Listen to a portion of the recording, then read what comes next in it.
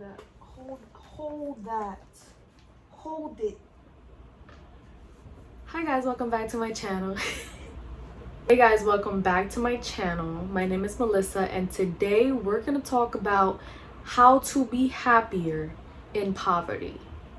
Now, here's the thing. I hate, by the way, my armpits are hairy. I look brolic as shit right now. Let's get over it. It's 2021. I hate poverty. I hate it. I hate poverty. I personally feel like poverty is just one of those things that destroys souls. Like, it takes the life out of people. If poverty didn't exist, people would be able to fulfill their potential. People would be able to be something, be whatever they want to be. And like, what's better than that, you know? But anyway, we're gonna talk about small things that everybody can do, especially those in poverty, that will make you slightly happier, even in the slightest bit, or it'll make you very happy. I don't know, it makes me happy. And these things are, I wouldn't say simple. Like, if you're coming to this video thinking it's gonna be something super simple, you're not gonna get it here. It's just not gonna happen. These things aren't simple, but they're worthwhile and they're doable for everybody, 100%. Anyway, if I'm looking down here, it's because I have my notes. First thing, and I know you have heard this before, and there's a reason you've heard this before, because it is important. And I know that the minute it comes out of my mouth, you're gonna think about an excuse as to why you don't do it. But if you don't want to be helped, you won't be helped. Simple as that. First thing is establish a routine. Yes, establish a routine. What does that mean? Let's get into what that means. Number one, establish a clear bedtime. And we're going to talk about those that don't have a set schedule for work, like if your shifts change or whatever. But hold on. Establish a clear bedtime and stick to it. Don't do it for 2 days, 3 days and think this isn't doing nothing for me. No, I used to do that too. No, stick to it. I'm on month 2 of establishing a routine and I'm never going back. So establish a bedtime. My bedtime is 10:30 to 11. Do I sometimes go to bed at 11:30? Yes, but I don't let myself stray too far. Like, I don't let myself go to sleep at 4 a.m. anymore like I used to. Establish a clear bedtime. Establish a clear wake up time. Now, this is probably more important. The reason why is because, you know, I'm not gonna sit here and tell you that you need a full 8 hours of sleep. I sleep better when I sleep 4 hours. I'm not even gonna lie. But either way, my wake up time is at 6:50. Do you know how hard, that's why I say these things aren't easy. Do you know how hard it is to do that, even for just a couple days? Well, I'm on month 2 and I'm still doing it, so you can too. So my wake up time is 6:50. And again, if you do stray away from that, it's fine, but don't allow yourself to stray away from it every day, and don't allow yourself to stray away from it too much. You won't see me waking up at 12 anymore. Doesn't happen. 6:50 is my wake up time, and I try to stick it to that as much as I can. Literally on Saturdays is my go out day. I go out on Saturdays, and I used to come home at 1 in the morning because it's my go out day. I have fun. Now it's none of that. I need to stick to my routine because this is serious. So establish a clear wake up time. Do not look for excuses as to why you had to sleep late that day. Stop doing this. Stop doing this. If you're gonna sit here and already have excuses in your head, I know you're not serious about it. I know you're not serious about it. You know, the what I did to establish this routine is, for example, the first day I always slept super late, so I fell asleep at like 4 a.m. But I established a wake up time. My wake up time was 6:50.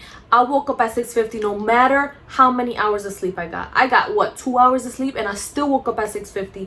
And I was tired and sleepy as shit the entire day, and I didn't allow myself to take a nap. And I went to sleep at the established bedtime of 10:30. Did that no matter how hard it was, and it becomes easier and it feels good once it's like established. So that's how I did it. So that's that. Once you find that you're organizing your time, things just start to fall into place. You know what I mean? You start to realize that all those excuses you made back in the day as to why you couldn't do it, they were just all you. Like, that was all you trying to come up with excuses, you know, just like it was all me. And I kept telling myself, no, that's not gonna help. Me establishing a routine isn't gonna fucking help me. That's what I thought. I'm an idiot. So establish a routine for yourself. That's number one. Let's go on to number two. Okay, so this is probably the most important tip that I don't feel like people, especially in poverty, realize. When you live in poverty, you're surrounded by mental noise all the time. And it's things that you wouldn't even realize. You know what I'm saying? Like, if you live like me and you live with like a million family members, that's noise. Like, if you constantly having to see somebody or talk to somebody or constantly having somebody in your space, that is mental noise. You know what else? You constantly worrying about bills or worrying about how much you hate your job, all the things that people in poverty worry about. You know what I'm saying? That is mental noise. That is noise. One thing that I realize is that with all that noise in your mind, in your head, there is no way in hell that you're going to somehow think about yourself. Like, you can't think about yourself when you have that much mental noise going on. So my second tip is, once you establish, and this comes with the first one, once you establish your routine, your daily routine of going to sleep and waking up at the same time, this will fall into place. Make some quiet time for yourself. Now, I don't mean actual quiet, because I know a lot of people in poverty just can't have that. But what I mean is time that you set aside to yourself, to think about yourself, to reflect. This is something that people in poverty just don't do. They don't reflect. Like, they may reflect on the day, you know, how bad of a day they had, or like how bad of a week they're having, but they don't reflect on, you know, the future and what that's gonna look like and things they can do. So take some dedicated time, and this can look different for different people. Like, for me, when I'm cooking, that's my time to reflect. Like, when I'm cooking, that is my time to think about the choices I'm making with my life, where I'm going with my life, you know, how proactive I'm being with my life and with myself. You know, it looks different. Maybe for you it's the gym and you do this at the gym. I don't do this at the gym because at the gym I'm lifting too heavy, but as you can see by my arms. But anyway, that's beside the point.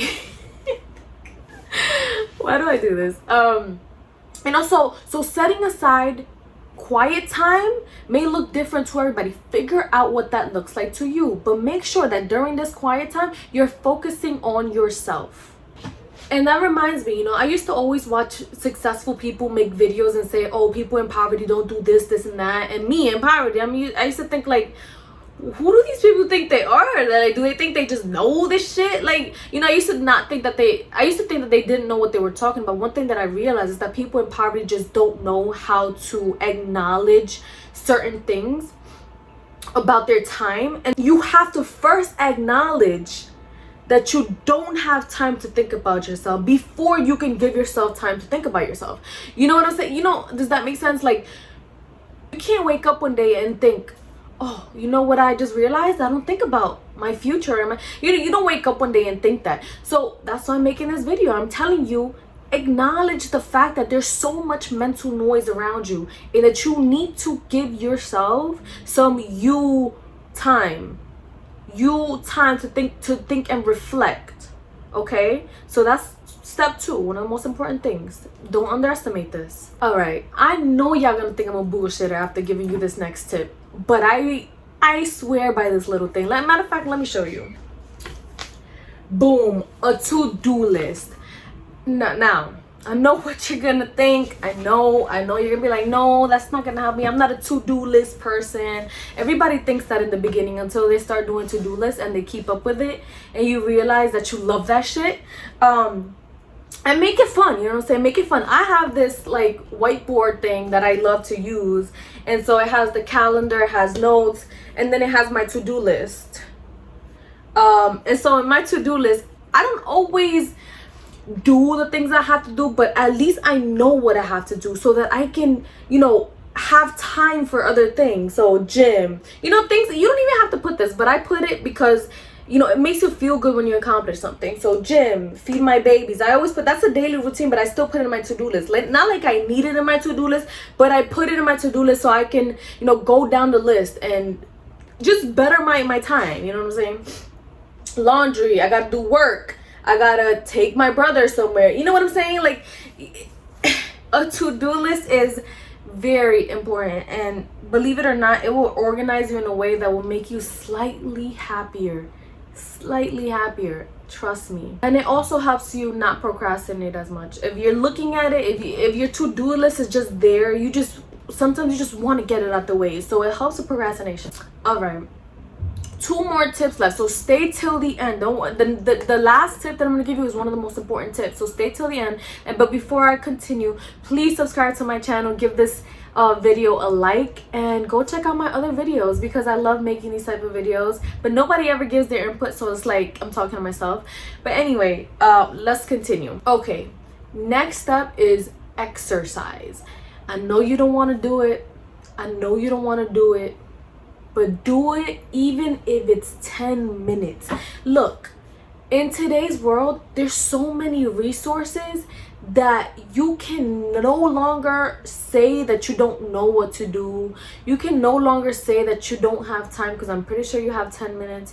Even if it's for 10 minutes, exercise. It's not only good for your mental health, but for your physical health. Like, there's nothing bad or wrong or that comes out of exercise. Like, it's purely a good thing, you know. So exercise, even if it's for 10 minutes. When you start establishing a routine, when you start doing a to-do list, you're going to give yourself time. You're going to allow yourself to have time for these things. So exercise. There's nothing else to say about that. And last tip, that is the most important tip in this whole little video. Incorporate, hold on, I gotta look at my notes. Okay, incorporate things in your routine that will help better yourself and your future in any way, shape, or form. Now listen, hold on. This seems a little sophisticated, but it's easy. This is what I mean. So this is what I started doing. One day, I'm like, yo, I'm tired of being broke all the time. I am tired of being broke all the time. So you know what I started doing? Every day I'd watch like 1 or 2 videos on YouTube about how to manage your finances. Sooner rather than later, I started finding more and more of these videos, and I started becoming more motivated to manage my finances better. You know, I started becoming more motivated to just be better for myself and my future. Think about the future. Think about what my finances look in the future. So what I mean by incorporate something that's going to help you better yourself, and incorporate one little thing. So for example, let's say you come home and you watch YouTube makeup tutorials all day like I used to. Take like a minute or 2 and find a video on something that will help you in, you know, for yourself. Like for example, let's say you want to like find a new job, and that job requires a set of skills. Go on YouTube and search up videos on how to master these skills. Something like that. Something that will help you better yourself as a person or help you for your future. The reason why this is so important is because sooner or later, this is gonna be the motivation in itself. You know, you watch one video, you're like, oh, that was kind of cool. All you gotta do is watch one video. Just start with one video a day. You know, the next day you're gonna see other recommended videos. You're gonna be like, oh, let me see this.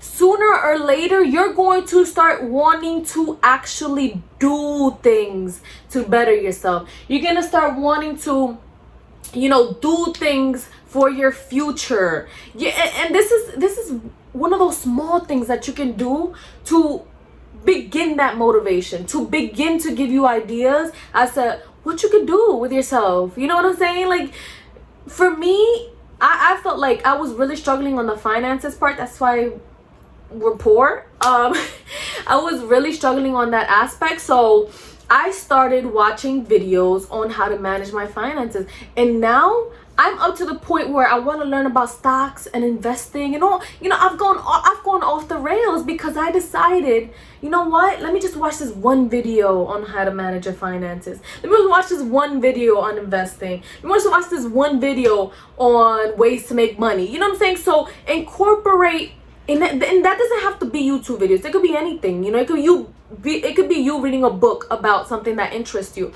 You know, this is you bettering yourself. Like this is an investment on yourself. So do little things here and there in your routine that will help better you or better your future. That's the most important tip. That's the I love that bearded dragon. That's the most important tip on this whole thing. If you have time to watch a movie, if you have time to get on YouTube and watch videos, you have time to watch one little video that will serve a purpose, even if it's a small purpose. Okay, so that's pretty much it. Now, I'm not saying that you're gonna be the happiest person ever, blah blah blah. Like I'm realistic. Let's be real here. But this is going to make things slightly better for you. You're gonna feel more motivated to do things. You're gonna find that you have more time. Like, believe it or not, people in poverty actually do have time. And you know what? When I started working in a 9 to 5, I was too tired to go to the gym. I didn't have time to go to the gym. But you know what I started doing? I started waking up at 4 in the morning and going to the gym by 5. Okay? So all it takes is for you to start one little thing. And if that's what you're going to do, establish a routine and then go on from there. You don't have to do all these things at once. Start with establishing a routine. That's where it starts. And then from there, you will see. You will see that, everything's gonna fall into place. Everything's gonna start falling and making sense. You're gonna just get more clarity. That's what people in poverty need. They need clarity. You know what I mean? Anyways, if you found this video helpful, if you found this video entertaining, I don't know, give it a like. Please subscribe to my channel, and I'll see you guys in my next video.